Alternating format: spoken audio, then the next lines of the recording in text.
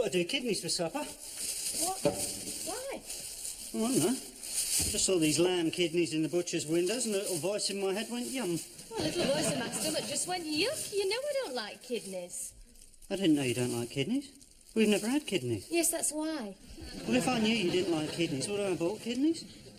You know, you might unconsciously be punishing me. For what? For making you do the cooking. You don't make me do the cooking. I like doing the cooking. It was my suggestion, if you recall, that we share that particular chore. Perhaps. But subliminally, your male ego was feeling threatened. And so you offered me this extraordinarily symbolic meal to say, look, you are unmanning me. You've been sunbathing without a hat again. What do you mean, symbolic? Well, kidneys look like testicles, right? And you offer them to me on a plate, metaphorically saying, here is my manhood. Now are you satisfied? How about a cheese omelette? You didn't get the suit then? No. Butcher only had the one and he was wearing it. Oh, you were going to get a suit, Gary, when you left the house this morning. You promised me. I changed my mind. Look, I'm not going to blow the best part of, what, 40 quid on something I'm only going to wear once? So you're going to go for your promotion interview in jeans and a sweatshirt? A new sweatshirt? Look, Yvonne, if I'm going to get this job, it's going to be because of my technical know-how and innate charisma, not my gentleman's apparel. I'm not a suit person, everyone knows that. So that's how you get your own back? Get my own what back? Oh, Gary, am I or am I not an assistant deputy personnel manager? You am. And am I or am I not studying for a degree in psychology, specialising in human interaction and the interview process? And that's what you're doing with all those books? So by rejecting my professional and personal advice to improve your image, what are you saying about our marriage? I went to the library for you. Are you trying to change the subject? Yeah, rather subtly, I thought. They didn't have Adler's analysis of Jung's biography of Freud in 2 volumes, so I got you the latest Barbara Taylor Bradford and a leaflet in Urdu about summer play schemes. Why? It was a pretty colour. Or was it an unconscious statement that it's time we had children? Wow! Do you think so? Of course! Unless it's an unconscious statement that it's time we went out for some more curries. That's a word I'm not supposed to mention while wearing my Rumbelows boiler suit.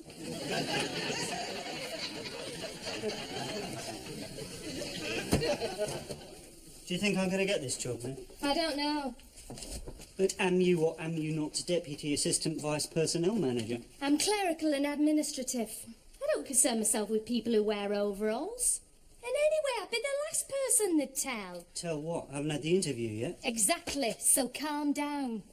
Although several other people have already been seen. Yes, of course.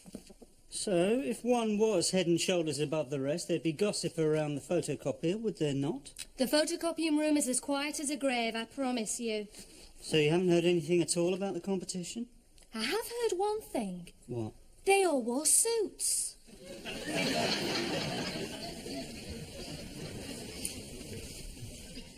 Amazing how we take eggs for granted, isn't it? Where did that come from? I was just thinking, if this was 1940, we'd be eating 6 weeks' rations of fresh eggs, fried in a week's worth of butter, filled with approximately a month's cheese ration. And yet they say that the national diet was healthier during the war. They may not have had fillet steak, but they didn't have mad cow disease, either. Oh, is that what you're suffering from? Let me play you something.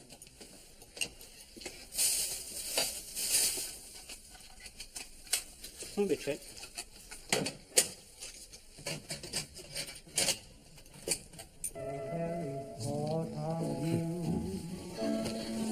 Al Bowley. Who? Al Bowley, one of the most popular singers of the 30s, killed by a Jerry landmine in 41. Voiced like a nightingale. Well, better than a nightingale, actually. I've often thought nightingales are a very overrated bird. There's hardly any meat on it. Where did you hear him? Back in 1940. In that 1940s theme pub I told you about. Fascinating era of the war, you know. It's a time when basic everyday life should have been falling apart, and yet everyone pulled together. Are you planning to go back then? What? Into this theme pub. I wouldn't mind coming along. I'm quite interested in the social psychology of the nostalgia industry. Oh, well, I only stumbled across it because I was lost. I went in to ask for directions. Doubt I could find it again, especially in the blackout.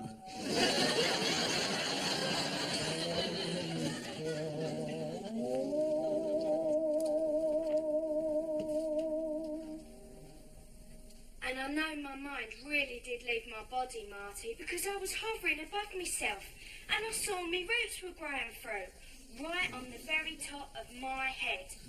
How could I have known that any other way? Thank you, Alice from Bournemouth, where everyday life is an out-of-body experience. Well, if you've had something mystical or inexplicable happen to you, like going into a trance election day and waking up to find you voted for John Major, just pick up the phone and talk to Marty Harty on 071 303 3303. What? That's 071 303 3303. Whilst waiting for our first caller, let's have some music. Here's... Why are you doing this? You won't get through. Nobody ever gets through. Hello? Yeah, my name's Gary Baldy. Garibaldi. Yeah, Angelo Garibaldi. Yeah, my dad was Italian. No, I was born in London, that's why I don't sound Italian. No, I do look Italian. And our next caller is Angelo Garibaldi from Cricklewood. Hello, Angelo. Oh, hi, Marty. Bit nervous, first time caller. I hear you're also a bit of a time traveller. Well, I was in the East End looking for this address, and I went into this pub, and suddenly it was 1940. Beer was tuppence farthing, and there was an air raid. We all had to go down and shelter in a cellar because... Hello? Hello? Well, I think I can fairly say Angelo is winning our Loony of the Week award. How about Cilla Black and I Think I'm Going Out of My Head? Well, I think I'm going out of my head. Yeah, I was talking to Marty Harty, and I think I got cut off. Oh, I see. It's not very polite.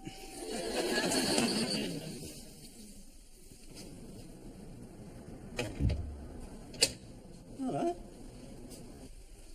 I was just driving back from my art class, hence my paint-smattered smock.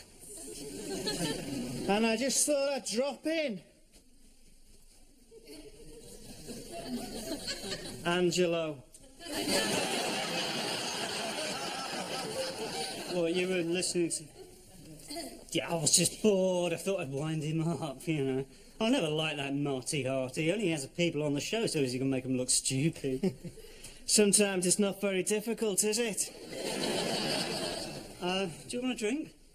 Oh, you wouldn't happen to have a little Rickard, would you? I think I got Good Golly Miss Molly on a compilations tape somewhere. No, it's a drink.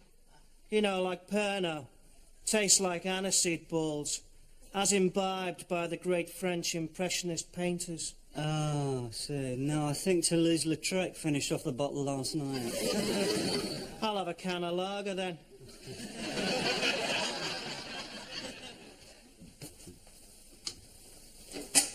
So, did you really wander through some time warp into a war-torn yesteryear? Get off. What do you think, eh? That's a shame. I've long yearned to meet somebody who'd stumbled upon the secret of time travel. To boldly quote Captain Kirk, it is the final frontier, the ultimate romance. Yeah, I suppose we could all do with a bit more romance in our lives. The fair Yvonne failing to oblige on the conjugal front, is she? Ron, do you mind? You're right, I'm sorry. It would be exciting though, wouldn't it? Travelling to a bygone age.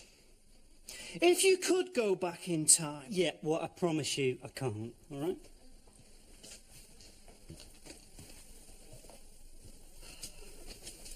But if you could, just once, who would you most like to meet? Beethoven? Oliver Cromwell?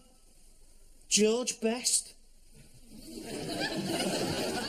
Ron, George Best is still alive. You can meet him for the price of a drink. Yeah, he's well past his sell-by date, though. I'd like to meet him in his prime. befriend him, get free tickets for Manchester United versus Benfica at Wembley, European Cup final 1968. 4-1 to United after extra time. If I could go back and meet just one person, it'd have to be Marilyn Monroe. I know it's corny, but there's just something about her, you know, that vulnerability combined with essential knowingness. I'm with you with Marilyn. Here, how about going back to the set of The 7-Year Itch? You know, when she stood on that grating and her skirt all wafted up? In fact, I'd set my time machine for an hour before the cameras rolled. Then I'd secrete myself beneath the grating and wait for the fan to be switched on. You'd squander the gift of time travel to lie in a basement staring at Marilyn Monroe's knickers. Ron, that is really gross.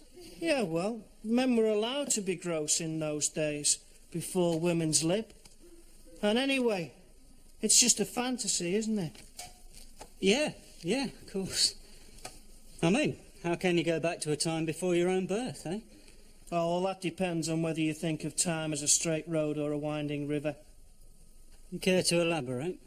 Well, if time is a river, then perhaps we can get off the boat, hike back along the bank to a bit of the river from before we were born. After all, 50,000 people a year go missing in this country alone. Where are they? Well, you think they're all hiking about in the past, yeah? It's not entirely unfeasible, if you'll permit me the double negative. Oh, just this one. Take Lord Lucan, for instance. 1 minute, he's a fugitive from justice in the present day. The next, I'm reading a history book, and guess who was leading the charge of the Light Brigade back in 1854? No, I think that was one of his ancestors. So they say. You were right, I should have worn a suit. As soon as I walked into that interview room and saw those 3 escapees from Burton's window. But how did the interview go? What did they ask you? Well, first of all, they asked me whether I thought jeans and trainers were suitable apparel for an aspiring manager. And what did you say? I said the imposition of anachronistic dress codes was one of the running sores infecting the body of British industrial relations. Really? No, I only thought of that after I'd left the room. What I actually said was, I'm sorry, Mr. Watt, I've only got the one suit and the cat was sick on it. Smart thinking, Gary. One might say almost managerial thinking. Yeah? But then one would be lying. It's too late now. You've heard, haven't you? I haven't got it, have I? I haven't heard anything. I just meant it's too late to worry. And for all we know, you've got the job and we're worrying about nothing. Yeah, you're probably right. Yeah, there was one ray of hope. What? As I was leaving the interview room, Mr. Arnold wished the cat better. I get it.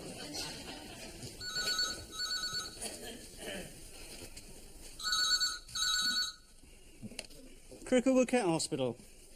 Oh, hello, Stella. Stella for you. Hello, Stella. Listen, I'm going to go down the off licence and get some more beers, all right? Okay. No, it's been a horrible week. Well, Gary's interview today. No, he never bought a suit in the end. No, he didn't get it. But I can't tell him that, can I? I'm sworn to secrecy. I feel terrible for him. I thought you'd gone. I forgot my wallet. Can I call you back, Stella? Why did you lie to me? I'm sorry. I wasn't supposed to know. I just overheard Mr. Watt talking. How could I tell you? How could you not tell me? You're my wife. But my contract of employment. What about your bloody marriage contract? Gary, where are you going? I'm going to buy a suit.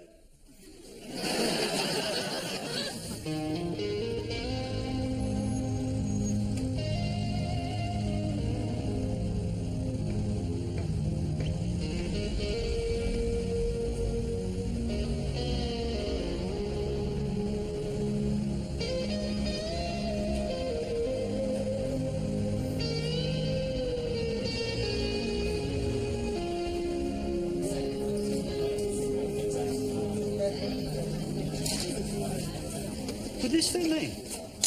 Oh, yes, I don't see why not. Why don't you try it on, dear? Here we are. There.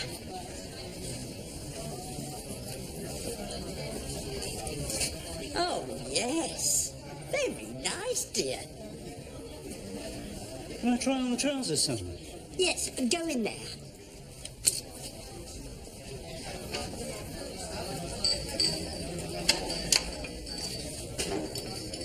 You all right, dear?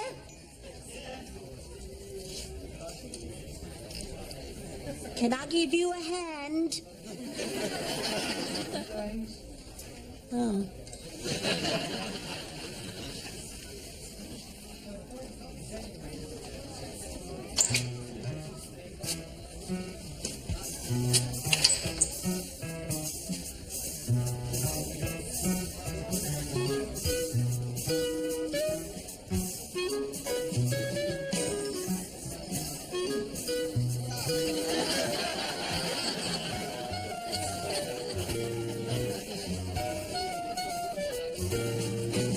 Well, Very nice, dear. think I'd passed muster back in 1940? Very much doubt it. I was around then, and you hardly ever saw a gentleman in a lounge suit wearing Reeboks. You haven't got anything in an 8.5, have you? Let's see. Certain. Here we are. There. How about those?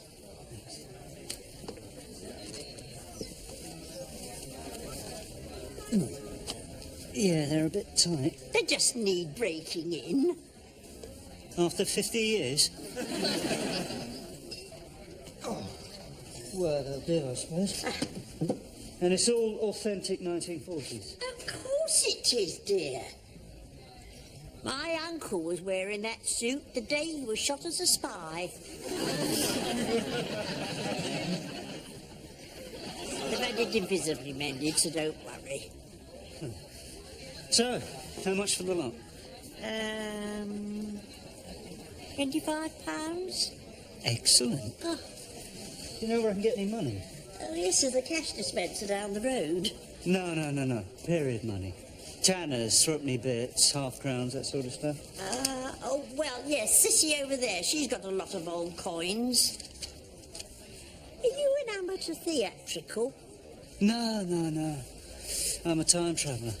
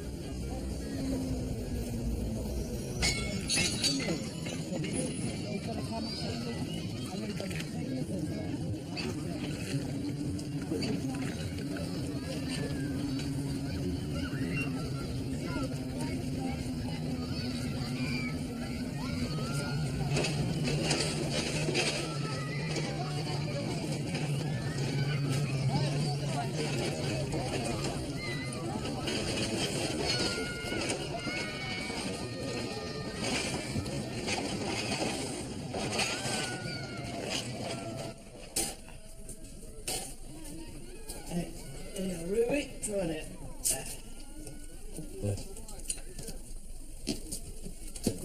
Afternoon. Half a bitter, please. Hello, it's you. You smarten yourself up a bit. Yeah. Not bad for 25 quid, eh? 25 quid? I saw you coming. Hello. Oh, you look nice. Where have you been? He's from Cricklewood way, remember? He's not local. Yeah, well, actually, I've been a bit busy. Can't tell you what exactly, but I've got a present for you. She is a married woman, you know. No, it's for both of you. Oh. Bananas! Oh, where'd you get them? Contacts? I hope you're not a spiv on the quiet. Dad! Have you forgotten Gary saved your life last week? So everybody keeps telling me. Well, I've been doing a bit of liaison with the Yanks, you know. They got bananas coming out their ears. What Yanks? They're not in the war? Not officially, no. Anyway, tuck in. Plenty more where they came from. Hey, no, not here. You'll start a riot. I'll have it later then. Is there anything else you're planning on doing later? Oh, well, we normally listen to the wireless on a Friday night. Oh, only last time you said about going dancing. Don't you know there's a war on? Dancing? Well, it's good for morale. Yeah, and Donna wouldn't mind, Dad. Oh, no. I'd have minded if your mum had gone dancing when I was up to me neck in muck and bullets. She did, though. What? Yeah, she used to go tea dancing up the Royal. I never bloody well knew. Boy, ladies present. She kept it a secret, Gran told me. Well, it's not good enough. Looks like I can't go then, Gary. How old are you? Hey, you don't ask a lady her age. I'm 25. Well, I would have thought that's old enough to make your own mind up. Have a banana.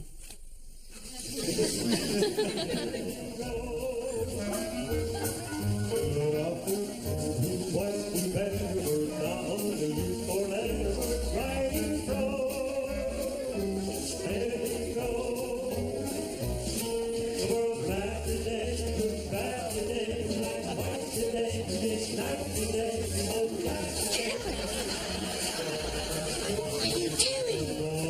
Have you got fleas? Oh, no, it's all the rage in Hollywood. Stop playing the foxtrot. I'm sorry, I can't do ordinary dances anymore.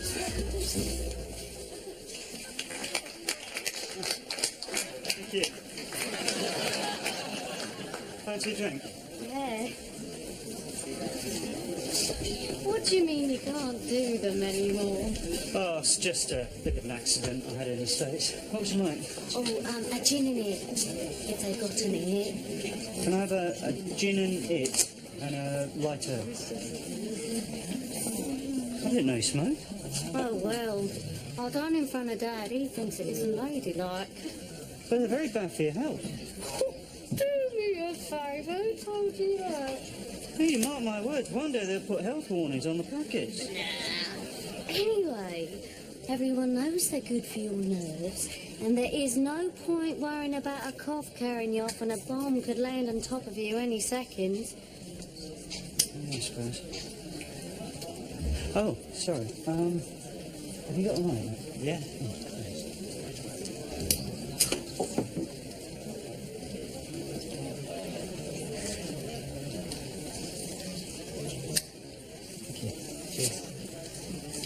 What happened in America then? Oh, just a bit of a car crash. You know how it is. You're driving in the Indianapolis 500 and you hit hairpin bend at 75. Car somersaults, you wake up in hospital with both legs in traction. I'm all right now.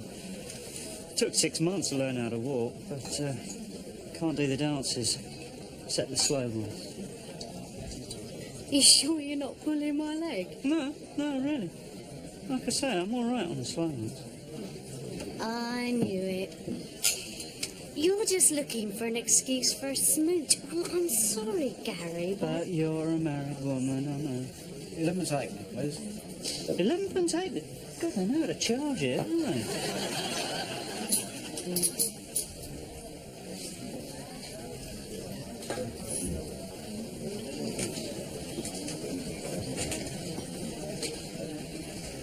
So, what's he like then? You're Donald. He's... well... he's a quiet chap, really. Used to work in the custard powder factory. I know it's not as glamorous as your life, but he's a good bloke, and he didn't wait for the call-up, he volunteered. Anything to get away from custard powder, I expect. Don't worry about him, though. I mean, over there, in Africa, he's very fair-skinned. He used to get sunstroke hot picking. Well, they probably keep him off hot picking duties. And who knows when the war's going to finish. Well, I'd reckon spring 1945, but I wouldn't be surprised if the Italians don't chuck it in 43. You don't think the war's going to last 5 more years, do you? Just an informed guess. I know what your game is. You're trying to persuade me to be unfaithful to Donald. This Canadian sailor tried the same routine on me a couple of months ago. No. Did it work? No, it did not, you cheeky Harris. How about you? Sure you haven't got a wife tucked away in Cricklewood? Cross my heart. Woman I'd marry hasn't even been born yet. What? You've never even been involved with anyone? Well, there was someone in America. I thought it was going to work out, but she started doing this correspondence course. Took up all of her time, saw less and less of each other. What was her name? Marilyn Monroe. That's a nice name. Sounds like one of them film star names. Yeah, I suppose it does. But besides this Marilyn, you've never been tempted? Oh, I never said that. I was tempted the minute I walked into your dad's pub. But you're a married woman. And don't you forget it.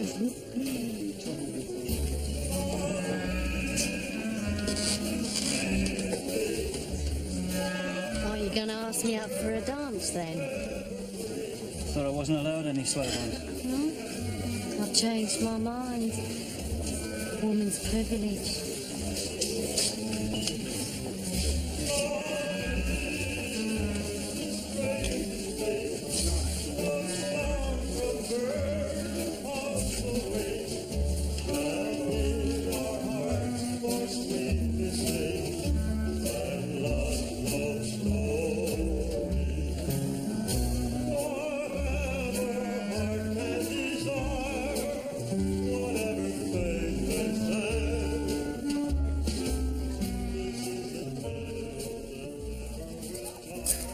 Your poor feet.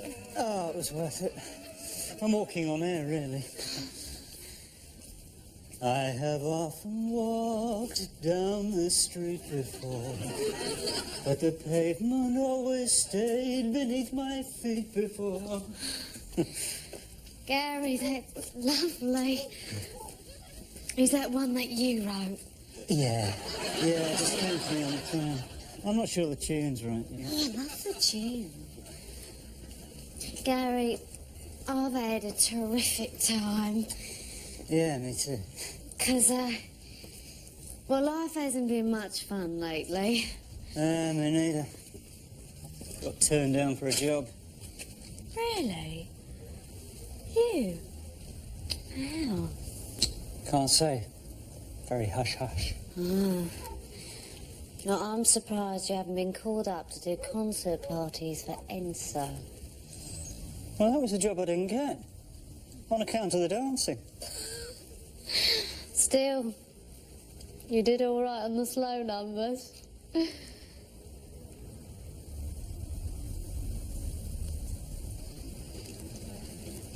No, Gary, it wouldn't be fair on Donald. Just an affectionate goodnight kiss. Yeah, but you know where they lead. I mean, I'm young, I'm healthy, I've got needs and passions. It'd be so easy to give in to them. Wouldn't it? After all, You're talented, interesting, well-travelled. But I've got this. So, all right, maybe Donald is quiet, shy, gentle, wouldn't say boo to a goose. Maybe he doesn't have your way with words. But he's still my husband.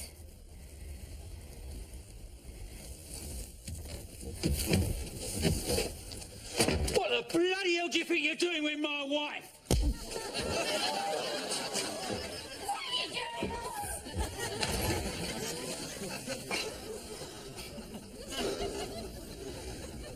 Well, he's not gentle, shy and retiring anymore, is he?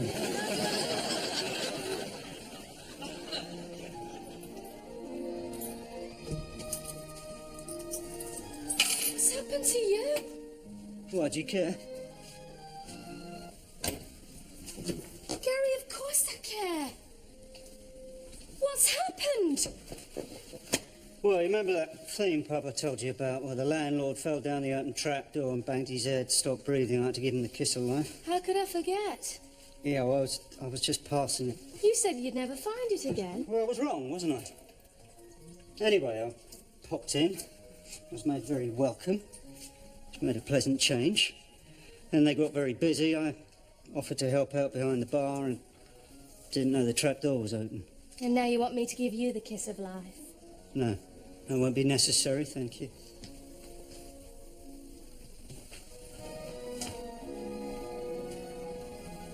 Gary, how long are you going to go on punishing me about your promotion interview? You should have told me. I know. You're right. I'm seriously thinking about resigning tomorrow. Oh, that's just stupid. No, they should never have put me in that position. And they should have given you the job. You're the best man, even if you have got crap dress sense. You mean that? About the job? Of course I mean it. I love you, Gary. Despite my crap dress sense? I prefer you without your clothes on, actually. Oh, come on, Gary. Let's go and do what you do best. Yvonne, I'm not putting up a satellite dish at this time of night. That's better.